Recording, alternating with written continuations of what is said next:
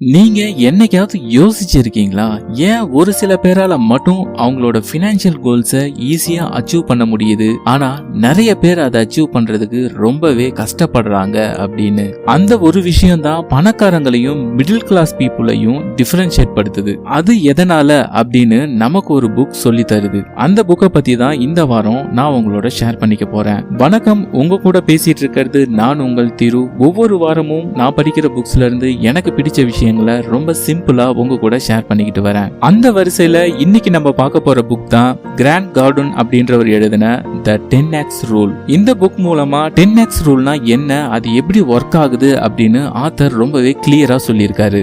எந்த மிஸ்டேக்ஸ்லாம் பண்றதால மக்களால financial கோல்ஸை achieve பண்ண முடியல, அதை எப்படி அவாய்ட் பண்றது அப்படின்றத ஆத்தர் இந்த புக்ல சொல்லியிருக்காரு. தி 10x ரூல் எப்படி ஏர்னிங்ஸ்க்கு, சேவிங்ஸ்க்கு, இன்வெஸ்டிங்க்கு அப்ளை பண்றதுன்னு இந்த வீடியோல பார்க்க போறோம்.